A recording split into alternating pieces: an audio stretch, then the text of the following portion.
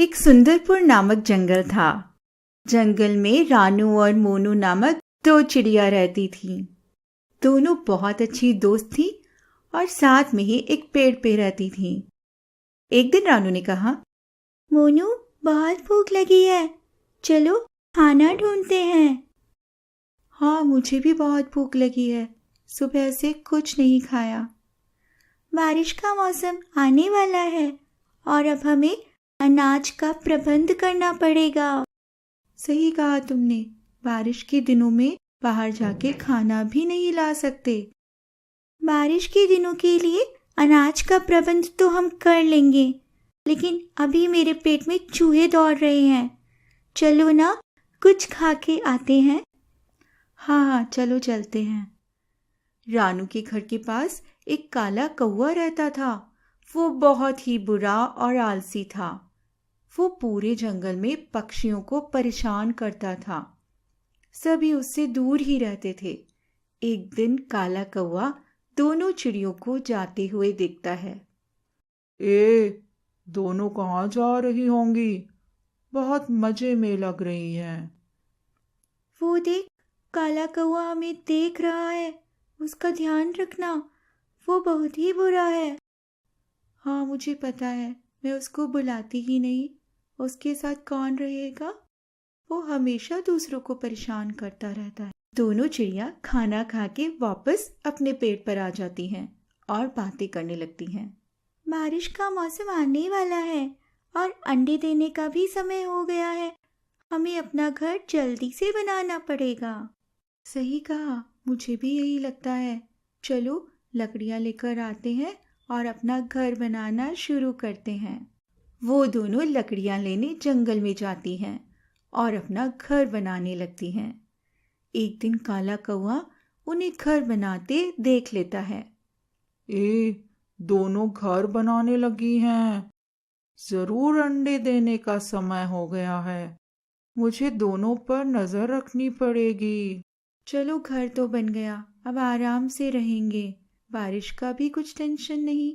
घर तो बहुत ही अच्छा बना है, बारिश का पानी भी नहीं आएगा। दोनों चिड़िया घर में रहने लगती हैं। कुछ दिनों बाद दोनों चिड़िया अपने अंडे देती हैं। मोनू, हमें हमारे अंडे का ख्याल रखना पड़ेगा। कोई चुपके से आकर हमारे अंडे ना खा जाए। हाँ, यह बात तो सही है। हम दोनों खाना लेने बाहर जाएंगे, तभी हमारे अंडे अकेले रहेंगे। तब घर पर कोई नहीं रहता। कोई बात नहीं, इसका उपाय मेरे पास है। हम बारी बारी खाना ढूंढने जाएंगे। किसी एक को घर की पहरेदारी करनी पड़ेगी और एक खाना लेने बाहर जा सके। हाँ, यह बात सही है, हम ऐसा ही करेंगे। दोनों ने जैसा सोचा था वैसे ही बारी बारी खाने के लिए जाती थीं। ऐसे ही समय पसार होने लगता है। वहीं काले कौवे को पता चल जाता है कि चिड़िया ने अंडे दिए हैं। एक दिन वो दूसरे पेड़ पे आके चुपके से देखने लगता है। दोनों में से एक ही चिड़िया जा रही है। एक तो घर पे ही रहती है। अब क्या करूं? अंडे खाने के लिए कुछ उपाय तो करना पड़ेगा। दूसरे दिन फिर से काला कौवा अंडे खाने के लिए आ जाता है। जब रानू खाना लेने बाहर जाती है, तब चुपके से काला कौवा योजना के मुताबिक पेड़ के पीछे से बोलता है, रानू को कोई तो बचाओ, वो बहुत मुश्किल में है। उसे मदद की जरूरत है। वो किसी जाल में फंस गई है। जल्दी से उसकी मदद करो, वरना कोई उसे पकड़कर खा जाएगा। ऐसा बोल के काला कौवा पेड़ के पीछे छिप जाता है। मोनू ऐसा सुन के घर से बाहर आती है। बाहर तो कोई नहीं, ऐसा कौन बोला होगा? और उसकी बात सही निकली तो क्या होगा? अब मैं क्या करूं? रानू मुसीबत में होगी। मुझे जल्दी जाना पड़ेगा। थोड़ी ही देर में मदद करके वापस आ जाऊंगी। ऐसा सोच के रानू की मदद के लिए मोनू चली जाती है। काले कौवे को यही चाहिए था। वो जैसे ही मोनू जाती है, पीछे से आकर सारे अंडे खा जाता है और चला जाता। रानू खाना खा के वापस आ जाती है और देखने लगती है कि घर पे तो कोई नहीं है। हे भगवान, मोनू कहाँ गई होगी और हमारे अंडे भी नहीं है। क्या हुआ होगा यहाँ पे? रानू आसपास देखने लगती है। बहुत ढूंढने पर भी मोनू और अंडे दोनों नहीं मिलते। रानू उदास होके बैठ जाती है और रोने लगती है। वहीं दूसरी ओर मोनू को भी रानू नहीं मिलती। रानू तो कहीं नहीं है, मुझे घर वापस जाना चाहिए, वहां घर पे अंडे अकेले हैं। मोनू जल्दी से उठ के घर वापस आती है तो देखती है कि रानू तो घर पे आ गई है और बहुत रो रही है। तुम यहाँ कैसे आ गई? तुम तो जंगल में फंस गई थी ना?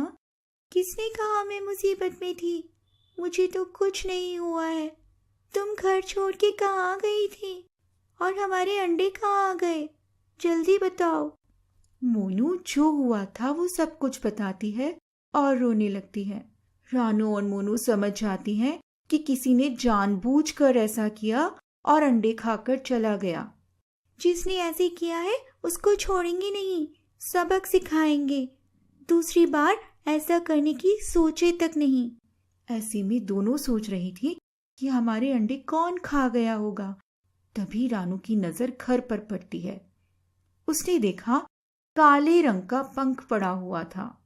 मोनू, ये पंख तो काले कौवे का है, और जब मैं घर आ रही थी तो रास्ते में काले कौवे को देखा था। जरूर हमारे अंडे उस कपटी काले कौवे ने खाए हैं। हमें उसे सबक सिखाना पड़ेगा। हम काले कौवे को कैसे सबक सिखाएंगे?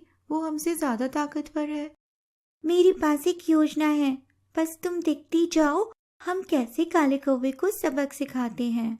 योजना के मुताबिक दोनों चिड़िया काले कौवे के बगल वाले पेड़ पर बैठकर काले कौवे को सुनाई दे इस तरह बातें करने लगती हैं। हमारे अंडे तो कोई खा गया, लेकिन हमारे दूसरे अंडे के बारे में किसी को पता नहीं चलने देंगे। हाँ हाँ, सही कहा तुमने। तुम धीरे बोलो, कोई सुन लेगा। इस बार हम अपने अंडे का बहुत ख्याल रखेंगे। ये सब काले कौवे को सुनाकर दोनों चिड़िया वहां से उड़ जाती हैं। वही काला कौवा ये सब सुनकर बहुत खुश होने लगता है। कल सुबह अंडे खाने जाऊंगा। दोनों चिड़ियों को फिर से उसी तरह बेवकूफ बनाऊंगा। योजना के मुताबिक रानू थोड़ी दूर पर एक पेड़ में छिप जाती है। जैसे ही काला कौवा आकर रानू मुसीबत में है ऐसा कहता है, सुन के मोनू योजना अनुसार उड़ के रानू के पास चली जाती है। मोनू को जाते देखकर काला कौवा कहता है, घर पे कोई नहीं है, दोनों चिड़िया मूर्ख हैं। जल्दी से अंडे खाकर चला जाता हूँ, फिर से किसी को पता भी नहीं चलेगा। जैसे ही काला कौवा अंडे खाता है, ये क्या हो गया? मेरी चोंच तो टूट गई और मैं चिपक गया हूँ। उड़ क्यों नहीं पा रहा हूँ? हे भगवान, ये क्या हो गया? दोनों चिड़िया आ जाती हैं। योजना के मुताबिक दोनों ने अंडे की जगह रंग करके पत्थर रख दिए थे और घर पे अंडे के पास गोंद लगा दी थी। जैसे ही कौवा खाने के लिए आए तो चिपक जाए और पकड़ा जाए। काले कौवे को दोनों चिड़िया पकड़ लेती हैं और उसे सबक सिखाती हैं। सभी पक्षी मिलकर काले कौवे को जंगल से बाहर निकाल देते हैं। दोनों चिड़िया की चतुराई से सभी पक्षी खुश हो जाते हैं और शाबाशी देते हैं। फिर से खुशहाली आ जाती है जंगल में।